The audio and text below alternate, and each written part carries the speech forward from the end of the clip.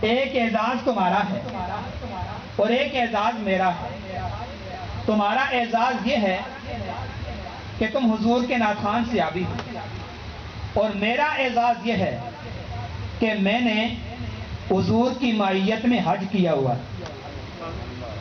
جس کو بات سمجھ میں آئی ہے بلند آواز سے کہتے ہیں سبحان اللہ۔ حضور کی معیت میں حج کیا ہے۔ اچھا میری بات توجہ سے سنیے، اس بات پر فخر نہیں کیا جا رہا کہ میں نے حج کیا ہے، اس بات پر فخر کیا جا رہا ہے کہ حضور کی معیت میں حج کیا ہے۔ اس بات پر خوشی کا اظہار نہیں ہے کہ میں نے حج کیا ہے، خوشی اس بات پر ہے کہ حضور کی معیت میں حج کیا ہے۔ اللہ اکبر۔ وہ فرمانے لگی ہے کعب ایک اعزاز تمہارا ہے، ایک اعزاز میرا ہے، تم حضور کے صحابی ناخوان صحابی، اور میرا اعزاز یہ ہے کہ میں نے حضور کی معیت میں حج کیا ہے۔ اللہ اکبر۔ حضرت کعب بن مالک نے یہ نہیں پوچھا اچھا تو نے حضور کی معیت میں حج کیا ہے تو مجھے بتا تو صحیح آقا حج کیسے کیا کرتے تھے، حضور عمرہ کیسے فرماتے تھے، حضور طواف کیسے کیا کرتے تھے، حضور سعی کیسے فرمایا کرتے تھے، آقا رمی کیسے فرمایا کرتے تھے، حضور کا حج کرنے کا طریقہ کیا تھا۔ یہ سارے سوال پوچھنے چاہیے تھے، لیکن یہ سوال انہوں نے نہیں پوچھا۔ پوچھا تو کیا پوچھا، اللہ اکبر۔ حضرت کعب فرمانے لگے اچھا تو نے حضور کی معیت میں حج کیا ہے، ذرا یہ تو بتانا کہ آقا کا حسن و جمال کیسا تھا۔ اللہ اکبر۔ پتہ یہ چلا صحابہ جانتے تھے سامنے کعبہ ہو، سامنے بیت اللہ ہو، دھیان کعبے کی طرف نہیں جاتا، دھیان کعبے کی طرف جاتا ہے۔ جو سامنے ہے مدینہ تو دیکھتا کیا ہے، یہی تو کعبے کا کعبہ ہے، سوچتا کیا ہے۔ جو سامنے ہے مدینہ تو دیکھتا کیا ہے، یہی تو کعبے کا کعبہ ہے، سوچتا کیا ہے۔ اللہ اکبر۔ آپ پوچھنے لگے یہ تو بتانا حضور کا چہرہ کیسا تھا، حضور کا جمال کیسا تھا۔ اس نے جواب میں یہ نہیں کہا کہ مجھے کیا پتا، میں تو طواف کر رہی تھی، میں تو عمرہ کر رہی تھی، میں تو سعی کر رہی تھی، میں تو رمی کر رہی تھی، مجھے تو معلوم نہیں۔ سنو ان کا جواب سنو۔ اور یہ وہ عورت ہے آج اگر جس نے حضور کو دیکھا ہی نہیں، اس نے تو حضور علیہ السلام کو دیکھا تھا، اور وہ کہنے لگی اے لوگو، اے کعب بن مالک اگر پوچھتے ہو حضور کے بارے میں، تو وہ کہنے لگی کہ کل قمر حضور کا چہرہ چاند جیسا تھا۔ اللہ تعالیٰ سے کہتے ہیں سبحان اللہ۔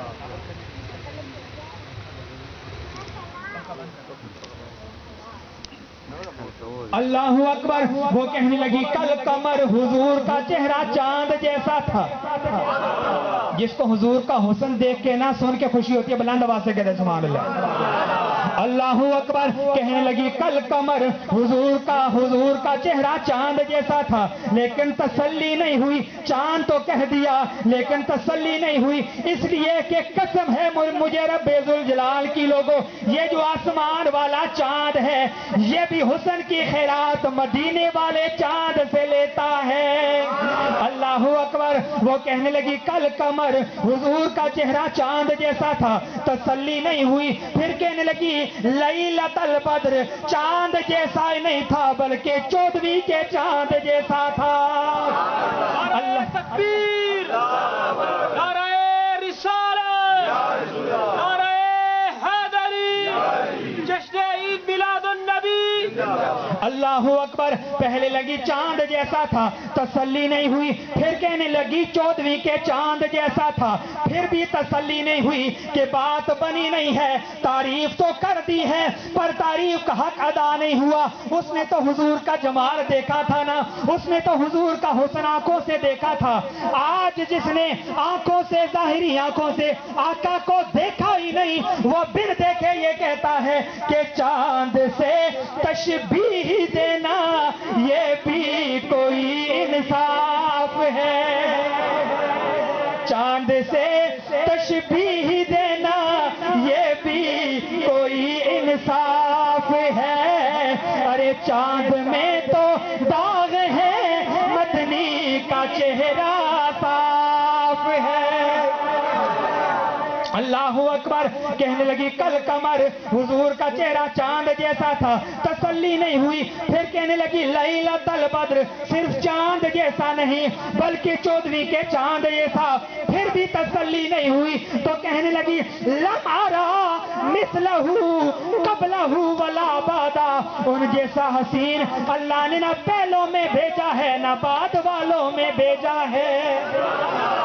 جو سامنے ہے مدینہ تو دیکھتا کیا ہے، یہی تو کعبے کا کعبہ ہے، سوچتا کیا ہے۔ اللہ اکبر، حضور رحمت عالم صلی اللہ علیہ وآلہ وسلم کے حسن و جمال اور آپ کے ذات بابرکات کی جو عظمتیں ہیں اور جو شان ہے، لفظ ختم ہو جاتے ہیں، وقت ختم ہو جاتا ہے، لیکن یہ عظمت ختم نہیں ہوتی۔ آخری بات آپ کے سامنے البدایہ والنہایہ سے آپ کے سامنے یہ حدیث مبارکہ عرض کر کے اجازت چاہوں گا۔ حضرت سیدہ کائنات حضرت سیدہ عائشہ صدیقہ رضی اللہ تعالی عنہا آپ فرماتی ہیں کہ میں اپنے حجرے میں بیٹھی ہوئی تھی، ایک طرف بیٹھ کر میں سود کاٹ رہی تھی اور دوسرے کونے میں آقا بیٹھے ہوئے اپنے جوتے خود مرمت فرما رہے۔ میں الفاظ بدل کے بات کروں گا تو آپ کو سرور آ جائے گا۔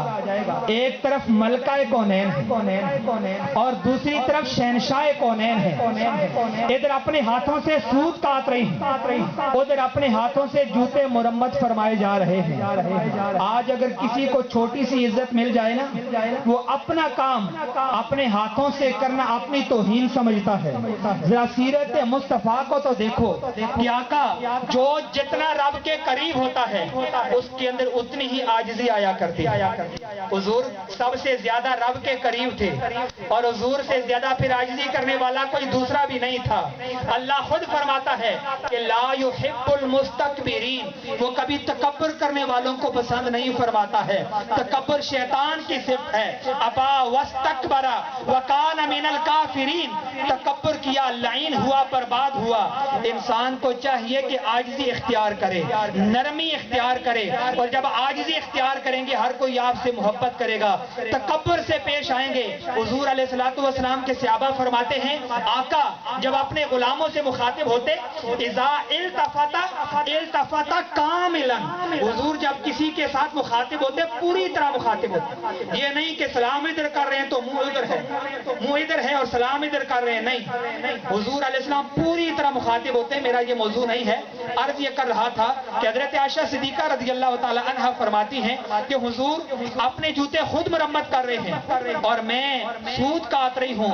فرماتی ہیں کہ میں نے اچانک میری نظر اٹھی اور کیا اٹھی کہ حضور کے چہرے پہ جم کہہ رہے ہیں، بلند آواز سے کہہ رہے ہیں، حضور کے چہرے پہ نہیں بولو گے، کب بولو گے؟ اونچی آواز سے کہہ دو سبحان اللہ، اللہ اکبر۔ حضرت سیدہ عائشہ صدیقہ رضی اللہ تعالی عنہا فرماتی ہیں میں نے اچانک حضور کو دیکھا تو دیکھتی ہی چلی گئی، حضور کو دیکھا، حضور کے حسن میں ڈوب کے رہ گئی۔ میں نے ایک بار جو دیکھتا تو دیکھی چلی گئی، اور پھر بندہ ڈوب کیوں نہ جائے حسن مصطفیٰ میں، واللیل کی زلفوں میں، والضحیٰ کے مکھڑے میں، کہ اللہ نے حسن ہی ایسا دیا ہے کہ تن من وارا